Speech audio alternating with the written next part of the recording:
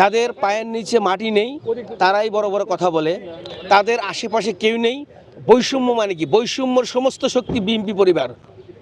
এই আন্দোলন সংগ্রামে যা করেছে, 18 বছর বিএনপি আন্দোলন সংগ্রাম করে এই জাতিকে এক করে একটি বৈষম্য সামনে ছিল, পিছিয়ে ছিল বিএনপি পরিবারের ছাত্র দল, যুব দল, শ্রমিক দল, কৃষক দল, প্রত্যেকটি ব্যক্তি।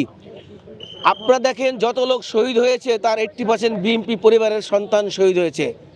বিকজ আন্দোলন ছিল একমাত্র বিএনপির আন্দোলন, সাথে ছাত্র জনতা ছিল, বাংলাদেশের আপামর জনগণ ছিল।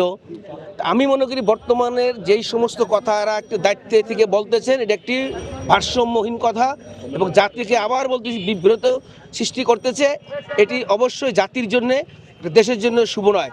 এই ধরনের ষড়যন্ত্র করে জাতিকে কিছুই করতে পারে না। বিএনপি জানেন আপনারা, এই স্বৈরার শাসক শেখ হাসিনার বিরুদ্ধে, শেখ হাসিনা প্রশাসনের বিরুদ্ধে, আর্মি বলেন, পুলিশ বলেন, প্রত্যেকটি লোকের বিরুদ্ধে আমরা সংগ্রাম করে শেখ হাসিনাকে দেশ থেকে বিতাড়িত করতে পেরেছি। আর এই যে যারা বর্তমানে আপনি আছেন উপদেষ্টাগণ, তাদেরকে আমরা অত মূল্য মনে করতেছি না। শুধু আমরা এটাকে উস্কান হিসেবে দেখতেছি, এটাকে ষড়যন্ত্র হিসাবে আমি কোনো মূল্যায়ন করতেছি না। বৈষম্য ছাত্র নেতার পরিচয়ে যারা সমন্বয় আছেন, যারা উপদেষ্টা আছেন, তারা যেই ধরনের ভারসাম্যহীন কথাবার্তা বলতেছেন, জাতিকে একটি বিভ্রান্তের দিকে নিয়ে যাচ্ছেন। আমি মনে করি এটি একটি উস্কানিমূলক কথা।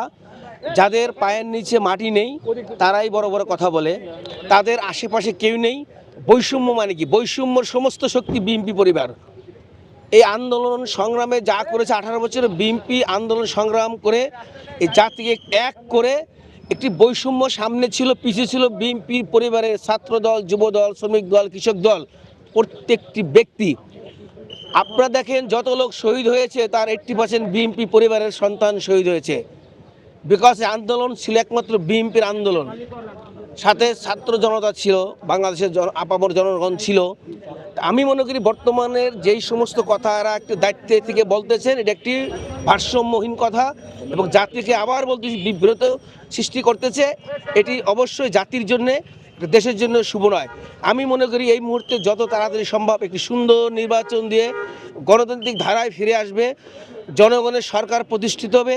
যেই সরকার মানুষের জবাবদিহিতার জবাব দিবে, যেই সরকারের কাছে মানুষের চাহিদা থাকবে, মানুষ আকাঙ্ক্ষার আশা থাকবে, সেই একটি সরকার প্রতিষ্ঠা এই মুহূর্তে বাংলার জনগণ দরকার এবং জাতির জন্য এটা খুবই জরুরি হয়ে দাঁড়িয়েছে।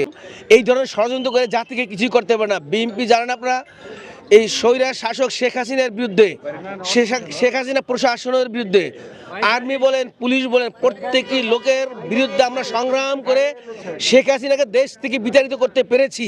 আর এই যে যারা বর্তমানে আপনি আছেন উপদেষ্টাগণ, তাদেরকে আমরা অত মূল্য মনে করতেছি না।